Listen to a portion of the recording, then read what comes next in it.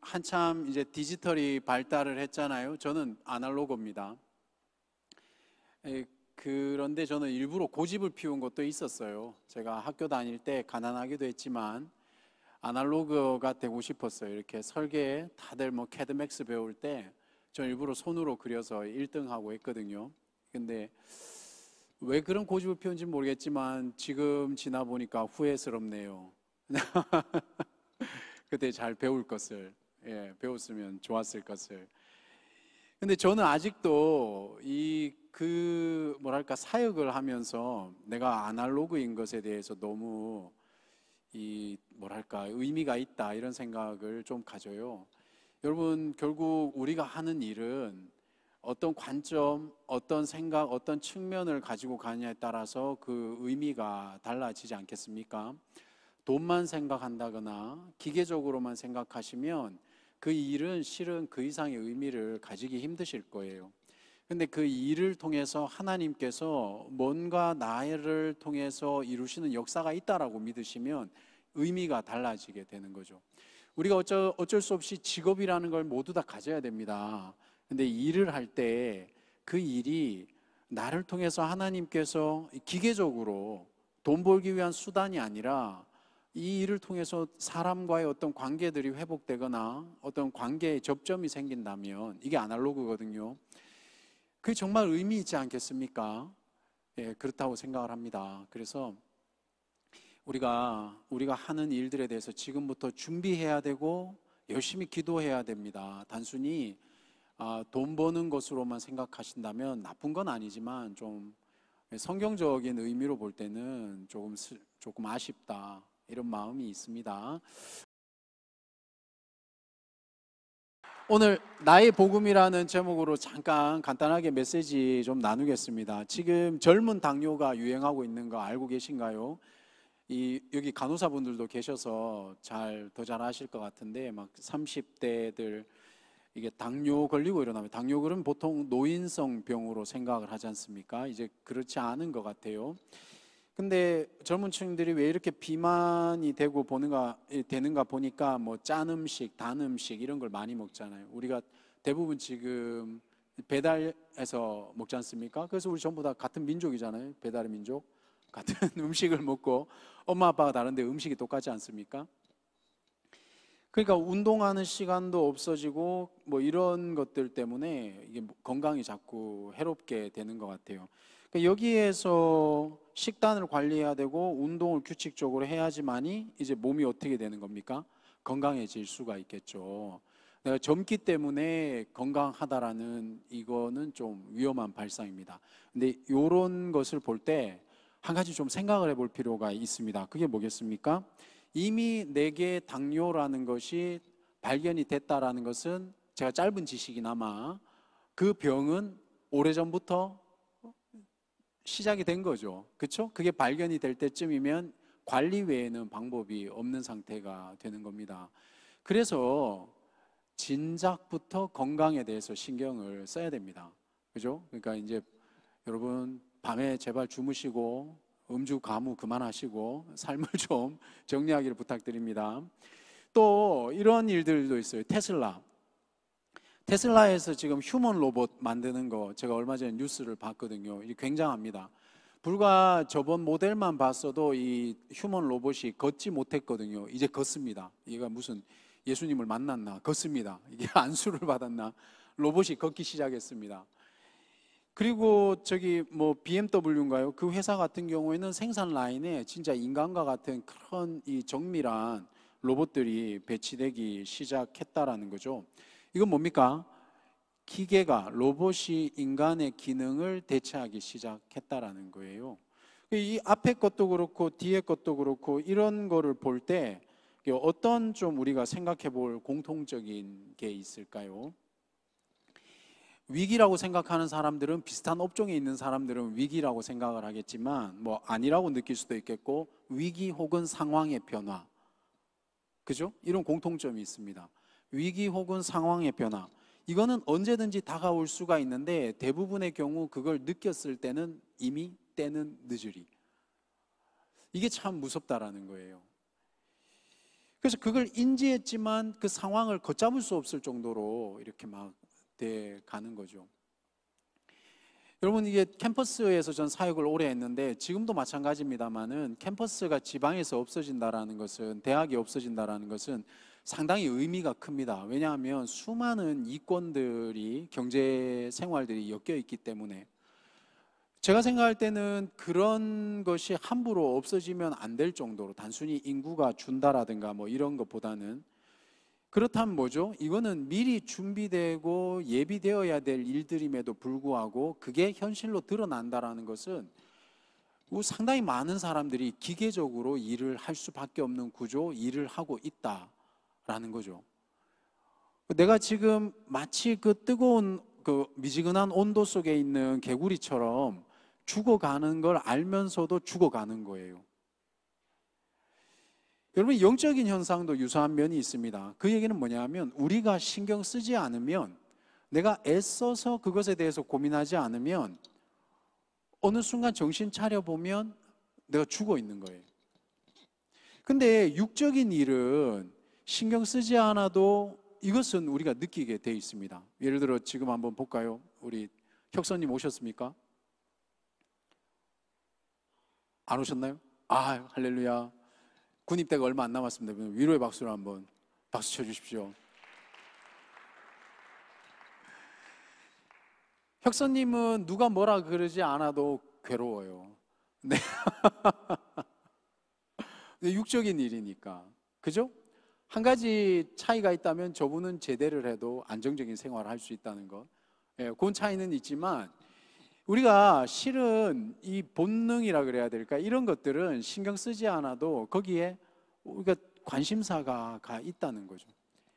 여기 대학생들, 특히 직장인들도 마찬가지인데 직장인들 특히 더 그렇습니다. 평생 직장이라는 개념이 뭐 있는 것도 있습니다. 많이 없어지긴 했지만, 그 얘기는 뭐냐 하면요, 신경 쓰지 않으면 곧 닥칠 미래인데 사람에 따라서 차이가 있지만 자꾸 애써 외면하는 거예요. 아니야, 그 일이 안 일어날 거야. 나는 괜찮을 거야. 근데 어느 순간 그 일이 내게 닥치게 된다는 거예요. 그 일을 닥치고 나면, 이거 발음이 이상하네요. 닥치고 나면, 예.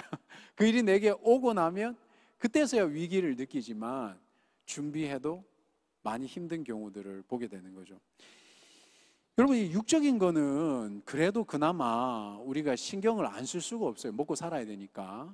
그런데 영적인 일은 신경 쓰지 않으면 어느 순간 보면 죽어 있는 경우가 많다라는 거죠.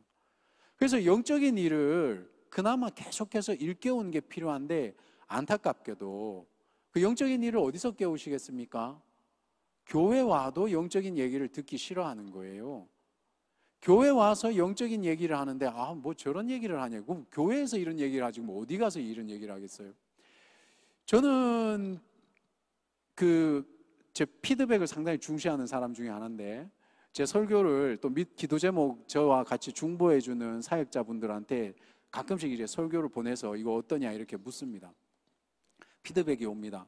너무 좋은데 저에 대해서 모르는 사람이 들었을 때는 살짝 조금 강요 아닌 강요? 이런 느낌 받을 수는 있겠다. 뭐 이런 생각을 예, 우리 저희 사모가 고개를 끄덕였습니다. 심하게 끄덕였습니다. 그래서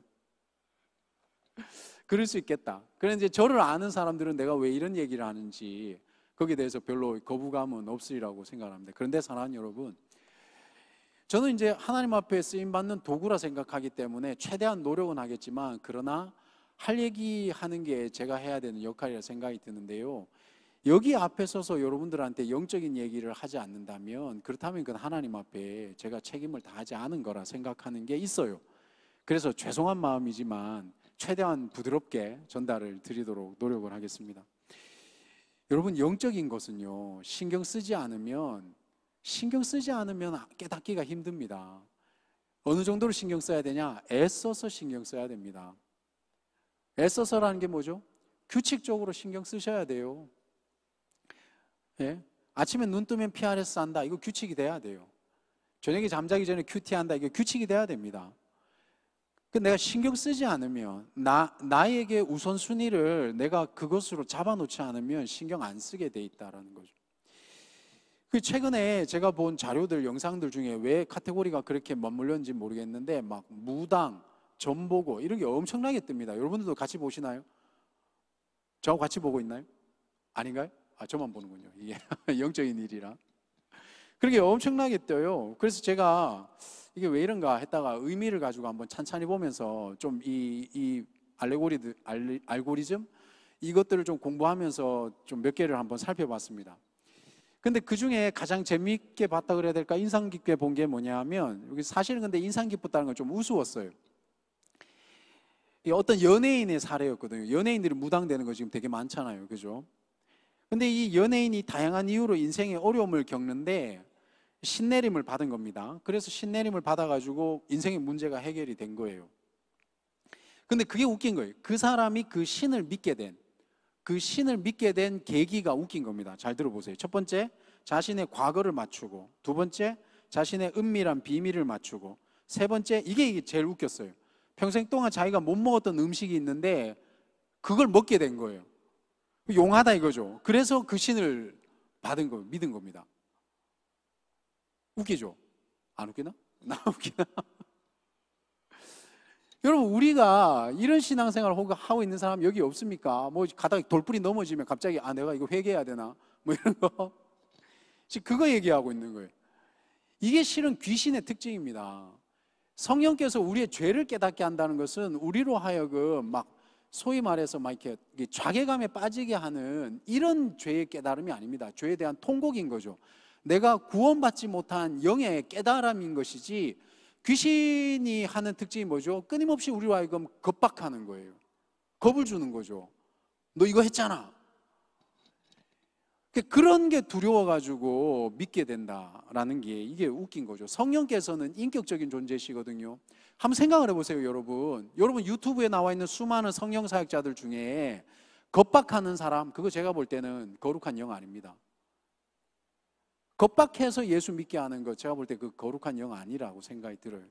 근데 이게 악한 영들의 특징이 뭐죠? 너 저녁에 뭐 했지? 이게 눈을 보는 거예요. 이렇게 예수 믿어도 문제예요, 솔직히 말하면. 여러분은 평생을 두려워 떨면서 신앙생활 하게 되는 거예요. 그죠? 하나님께서 그러시려고 그러면 그 긴 시간 동안에 조롱을 받으면서 참으셨을까요? 내가 사랑하는 아들이 나를 믿는데 얘가 자발적으로 믿어주면 좋잖아요. 근데 얘가 무서워서 아빠를 믿고 있는 거예요. 이 얼마나 이게 안타까운 사실이에요. 그죠? 인격적이지 않잖아요. 근데 이게 요런 대목이 인간이 나약하다라는 지점인 거예요. 만일에 운이 좋아가지고 그 순간에 하나님을 붙들면 다행이죠.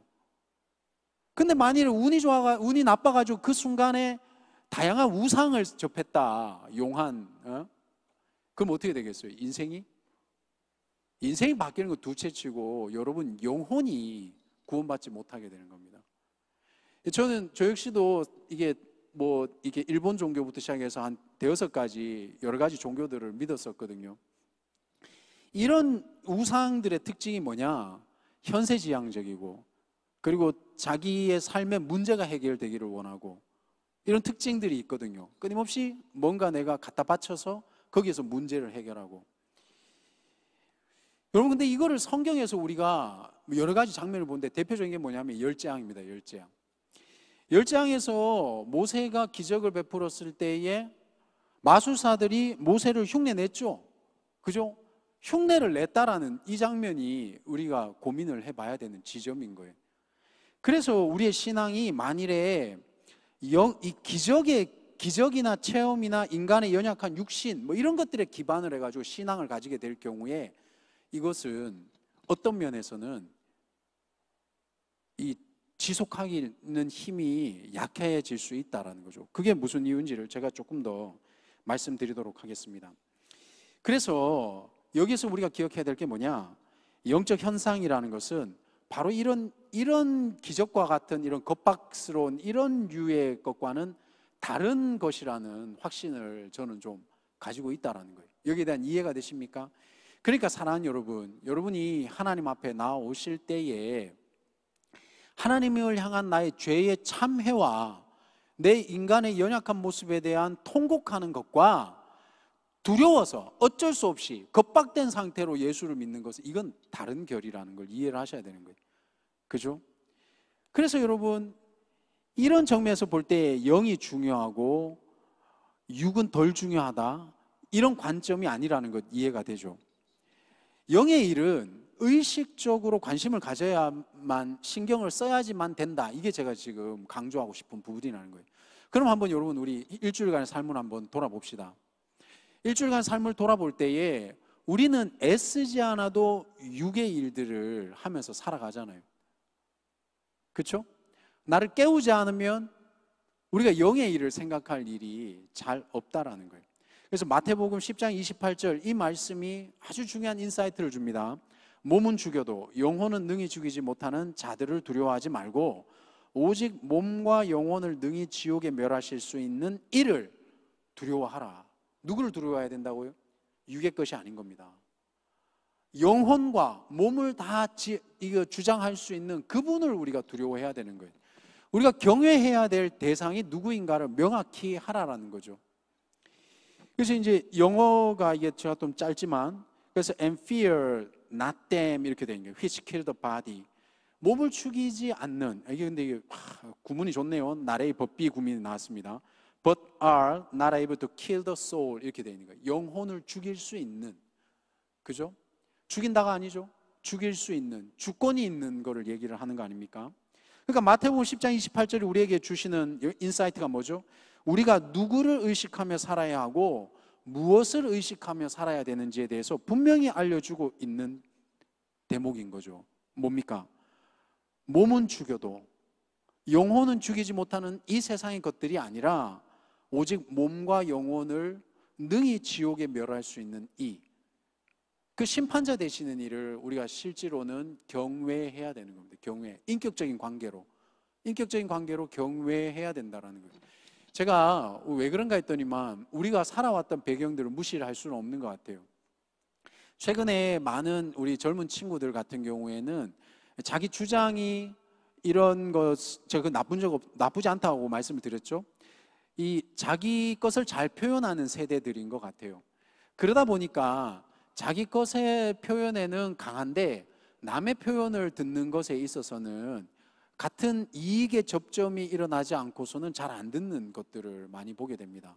근데 여러분, 진짜 들을 소리들은 되게 쓴소리일 경우들이 많아요. 그죠? 그리고 제가 여러분들한테 감히 조심스럽게 말씀드리는데 그 좀 태도가 건강하지 않을 수 있습니다. 계속해서 여러분들이 몰라서 그렇죠. 인식하지 몰라서 그렇죠. 우리처럼 조금 인생을 살아본 사람들이 볼 때는 너무 이익 중심적이세요. 사람을 사귀는 것도, 사람을 만나는 것도, 대화하는 것도 너무 이익이 발달되어 있어요. 그래서 우리 조금 더 이제 말씀 들어가 보면 우리 인생은 근데 때로는 있잖아요. 인과관계가 없이, 즉 까닭 없이 일어나는 일들이 우리한테 있을 수가 있지 않습니까? 왜 이런 일이 일어나는지. 근데 이게 우상 같은 경우에는 내가 어떤 까닭 없이 일이 일어났을 때 자꾸 우리를 겁박한단 말이죠. 근데 성경에는 분명히 그런 것과 상관없이 내가 해석이 안 되는 일들이 있다라고 기록하고 있는 거죠. 그게 어딥니까? 욥기입니다. 욥기 2장 6절에 이런 현상에 대해서 말씀을 해주십니다. 여호와께서 사탄에게 이르시되 내가 그를 내 손에 맡기노라. 여기서 그는 누구죠? 욥이죠. 다만 그의 생명은 해하지 말지니라. 여기도 마태복음 10장의 원리가 그대로 들어가 있죠. 마귀는 우리의 영혼을 멸할 수 있다 없다? 없는 겁니다. 그러니까 두려워 떨지 마시란 말이에요. 어떤 누군가가 우리의 과거를 안다고 해서 두려워 떨 필요가 없는 겁니다. 그건 옳은 영이 아니니까. 성령께서 우리를 겁박하는 영이 아니라는 걸 여러분 오늘 이해하셔야 되는 겁니다. 마귀는 우리의 생명을 해하지 못해요. 왜 그렇습니까? 하나님에게 모든 권세와 주권이 있기 때문에 하나님이 지금 우리를 핸들링하고 있다는 이 사실을 기억하셔야 된다는 거죠. 하나님이 원하시는 건 뭡니까? 우리의 구원이니까. 마귀가 할 수 있는 일은 뭐겠어요? 참소하는 것뿐인 거예요. 고발하고 고소하고 이간질하는 것, 이게 마귀가 하는 거죠. 욥기 1장에 마귀 역할이 분명하게 드러나 있습니다. 욥기 1장의 내용이 뭐냐? 하늘 보좌 회의, 보통 그렇게 표현을 하거든요. 조금 어려운 표현으로. 거기에서 마귀의 역할이 검사의 역할입니다. 그러니까 땅 위에서 자기가 들춰낸 그런 나쁜 일들 있죠. 폐해들. 이것을 탄핵하는 역할이 뭐냐 하면 마귀가 하는 역할인 거죠. 그래서 이제 얘는 뭐 잘못됐고 얘는 뭐 잘못됐고 이게 이제 참소하고 고소하고 이게 이제 마귀가 하는 역할인 겁니다. 그렇죠? 근데 문제는 사탄이 욥한테 비난할 거리가 없었는데도 이 욥의 경건에 대해서 이게 순수한가라고 지금 의문을 던지고 있는 게 지금 1장 2장의 장면이거든요. 그때 사탄이 욥한테 이렇게 말씀하십니다. 욥이 어찌 까닭 없이 하나님을 경외하리까? 분명하죠? 까닭 없다라는 건 뭐예요? 조금 더 풀어서 설명하면 보상의 가망이 없이 이런 뜻인 겁니다. 에이, 걔가 뭐 얻을 게 있으니까 하나님한테 잘 보이죠. 여러분, 이 말을 뒤집어서 생각하면 이게 우리한테 인사이트를 주는 겁니다. 우리가 하나님 외에 그 어떤 것을 보상받기 위해서 신앙생활하고 있다면 우리는 심각한 실수를 저지를 수 있다는 거예요. 그러니까 보상을 기대하는 신앙은 그 보상이 충족되지 않으면 언제든지 하나님 앞에서 흔들릴 수 있다는 거죠. 그래서 우상은 보상과 보호를 위협하는 패턴으로 계속해서 이런 일들이 벌이는 거예요. 그럼 어떻게 해야 되겠습니까? 사랑하는 여러분, 몸이 상하더라도 혹은 우리 인생에 보상이 없더라도 우리는 하나님을 경외하는 삶을 살아야 되는 거예요. 그러니까 우리 신앙의 대상이 누구여야 되는 겁니까? 하나님이어야 되는 겁니다.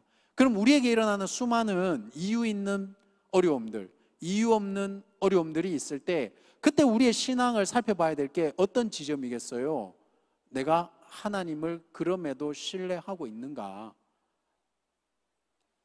여러분, 이제 CGN 월드뉴스라고 기독교 그 유튜브 채널이 있는데요. 거기에 지금 미국 교회들이 아주 무서운 속도로 지금 교회들이 문을 닫고 있습니다. 그 기사가 얼마 전에, 며칠 전에 이렇게 떴는데 제가 그걸 이렇게 공부를 하다 보니까 거기 이제 서밋 교회라고 유명한 교회가 있어요. 거기 목사님이 그리어 목사라는 분인데, 그리워 아닙니다. 그리어 목사인데, 이 왜 이렇게 교회들이 문을 닫는가에 대해서 이 나름대로 솔루션을 제안한 겁니다. 모르는 얘기 아닙니다. 한번 들어보십시오. 솔직히 우리는 실천하는 신자들이 아니었던 것 같다. 그들의 자녀들이 떠나가고 있는 것이 그렇다. 교회 떠난다는 얘기죠. 그러나 제가 참된 제자라고 생각하는 부분에 대한 통계를 보면 그 수는 사실 고무적이다. 이 뜻은 뭐냐 하면 교회의 사람들이 자꾸 떠나가는 것 같지만 실제로는 참된 제자의 숫자는 늘어나고 있더라는 거예요. 그러니까 사람은 줄어드는데 진짜 믿음을 가진 사람의 숫자는 줄어드는 의미에 비해서, 숫자에 비해서 안 줄거나 늘고 있다는 거죠. 여러분, 제가 작년인가요? 우리 여디디아에게 같이 기도 제목으로 선포했고 지금도 마찬가지입니다. 사랑하는 여러분, 뭐 이게 적절한지는 잘 모르겠지만 제가 소망하는, 제가 바라는 우리 여디디아는 취미생활하는 그런 취미생활하는 신앙인들이 아니라 진짜 하나님을 경배하고 신앙하는 이들이 예배하는 공동체가 되기를 소망하는 겁니다. 그게 여기서 서밋 교회의 그리어 목사가 얘기하는 참된 제자라는 겁니다. 그래서 우리가 찾고자 하는 것은 예수님을 진정으로 따르는 자들이다. 우리의 성도들이 복음을 들고 교회 밖으로 나갈 수 있도록 준비시켜야 한다. 교회가 해야 되는 일이 뭡니까? 여러분들을 준비시키는 것이, 그게 바로 교회가 해야 되는 일이라는 거예요. 근데 이게 15년 전, 20년 전에 유행했어요. 이런 메시지가. 교회에서 뭐 포탄이 터지지 말고 세상 밖으로 나가서 포탄이 터져라. 그래가지고 또 여러분 한 10여 년 전에는 뭐가 유행했습니까? 삶의 예배를 드려야지. 그러니까 그게 잘못 알고 있는 거예요. 아니, 교회에서 기도도 안 되고 예수님도 안 믿는 사람이 사회 나간다고 포탄이 터지겠습니까? 터지죠. 그렇게 터진 포탄들이 교회 욕을 다 먹이고 있는 거예요, 지금. 여기서 여러분들은 복음을 받아들여야 되는 겁니다. 오늘 본문 15절에 나와 있는 것처럼 바울이 나의 복음이라고 고백하는, 바울은 복음을 얘기할 때 항상 나와 연결시켰단 말이에요. 여러분의 복음이 있어야 되는 거예요. 나의 예수가 있어야 되는 거죠. 내가 좋아하는 예수가 아니라 예수께서 내게 보여주신 그 복음이 내게 있어야 되는 겁니다. 그런 사람이 복음을 들고 세상을 나가는 거지, 그냥 여기 왔다 갔다 하는 사람이 세상에 나가면 그런 사람 뭐 하고 있겠습니까? 그 세상 사람들하고 같이 어울려 있는데 구분이 안 되는 거예요. 그래서 나중에 막 놀라는 거지. 너도 교회 다녀? 이게 막 서로. 여러분, 우리 솔직히 너 예수 왜 믿냐라고 얘기했을 때 내가 전할 복음이 있습니까? 좋아, 한번 와봐, 이러면 안 된다고. 이게 그래서 우리의 성도들이 복음을 들고 교회 밖으로 나갈 수 있도록 준비시켜야 된다. 그 일은 항상 중요했다. 하나님께서 교회에 하나님의 명령을 주셨다. 예수님의 지상명령, 그 마태복음 28장 얘기하는 거거든요. 아주 유명한 구절 아닙니까? 거기에 동사가 하나가 나옵니다. 한글로는 제대로 표현이 안 되지만 동사 하나가 뭐냐? 가서 제자를 삼아라. 그죠? 이 가서도 분사입니다. 제자를 삼아라. 이게 동사라는 거예요. 그럼 나머지 설명들은 제자 삼는 것에 대한 방법론, 그러니까 분사 형태로 다 표현이 되어 있거든요. 제자를 삼아라. 이게 동사라는 거죠. 그러니까 모든 단어는 이거를 강조하고 있고, 제자 삼아라. 나머지는 이걸 설명하고 있는 겁니다. 그러니까 예수님 이후의 모든 세대에게 예수님께서 주신 명령은 하나라는 거예요. 뭡니까? 제자를 삼아라. 어떤 형태로요? 우리의 모든 삶의 형태, 우리가 하고 있는 모든 것들, 우리의 모든 직업, 우리의 모든 것들을 통해서 뭘 해야 된다? Make disciples. 제자를 삼는 것. 그게 우리가 해야 되는 일이라는 거죠. 그런데 제자가 되는 출발점이 어디냐? 16절 한번 보시겠습니다. 16절에 보시면 내가 복음을 부끄러워하지 아니하노니 이 복음은 모든 믿는 자에게 구원을 주시는 하나님의 능력이 됨이라. 먼저는 유대인에게요, 그리고 헬라인에게로다. 바울은 제가 아까 조금 전에 말씀드렸듯이 복음과 자신을 연결시켰단 말이에요. 그래서 16장 25절에 보면 복음을 나의 복음 이렇게까지 표현을 하거든요. 나의 복음. 그러니까 복음에 대한 뭐가 있는 거죠? 삶으로 체험한 경험이 있는 겁니다. 복음에 대한 뭐가 있는 겁니까? 복음으로 인해서 내 삶이 변한 경험이 있는 거죠. 내가 체험한 복음, 나의 삶과 인생을 거는 복음, 이게 바울에게는 있었던 겁니다. 이만큼 이 복음에 대한 확실성, 이것을 가진 사람이 제자를 삼는 사명을 감당할 수가 있는 거죠. 사랑하는 여러분, 직장생활 하는 거 만만치 않습니다. 학업도 마찬가지죠. 만만치 않습니다. 그 삶 속에서 우리가 사명을 감당하려면 나의 복음이 있어야 되는 거예요. 이 복음을 우리는 믿어야 됩니다. 그리고 이 복음이 뭐가 되어야 되겠습니까? 나의 복음이 되어야 합니다. 말씀을 정리하도록 하겠습니다. 사랑하는 여러분, 흔들리지 않는 유일한 길은 나와 하나님 사이에 이 믿음이라는 것이 있어야 되는데, 이 믿음에 이 소위 말하는 이 옳지 않은 분비물들이 끼지 않아야 되는 거예요. 그게 뭐겠습니까? 우리가 우상 숭배하는 사람들, 하나님 외에 다른 어떤 걸 원하는 거예요. 그러니까 그게 허락이 되면 좋았다가 그게 빠져버리면 신앙이 흔들리는 거죠. 여러분, 우리는 끊임없이 하나님 앞에 이 불순물이 있는가 없는가 이걸 점검해야 되는 겁니다.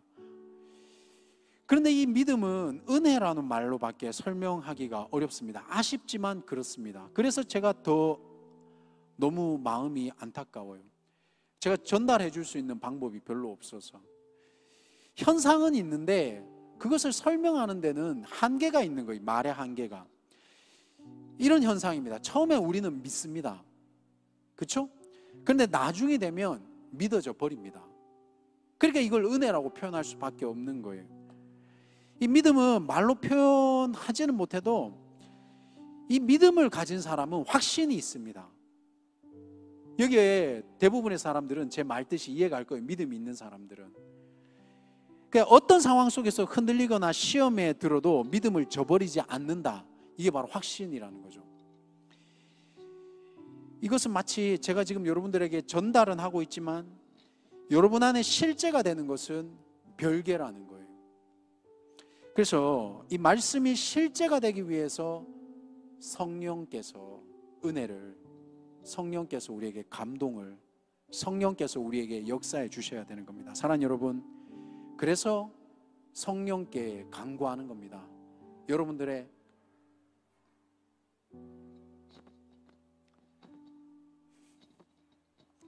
우리들의 가슴, 모든 가슴들마다 이 하나님의 은혜가 임해서 예수 그리스도를 인격적으로 나의 복음이 될 수 있도록 영접하는 그 역사, 그래야 그 믿음이 실제가 되는 거죠. 사랑하는 여러분, 살다 보면 우리를 좌절시키고 넘어뜨리고 힘들게 한 일들이 얼마나 많아요. 그렇죠?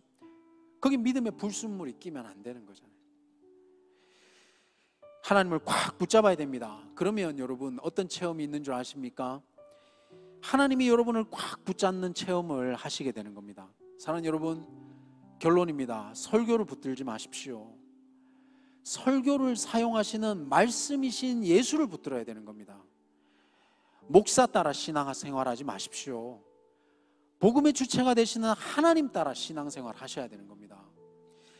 자기 수준에서 종교생활 하지 마십시오. 예수님의 명령에 순종하는 제자의 삶을 사셔야 됩니다. 이것이 바로 나의 복음이다. 사랑하는 여러분, 나의 복음이 있어야 됩니다.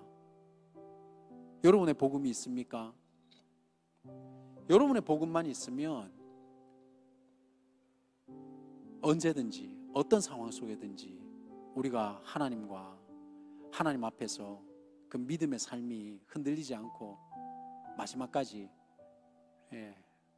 그곳에서 다 보게 될 줄로 믿습니다.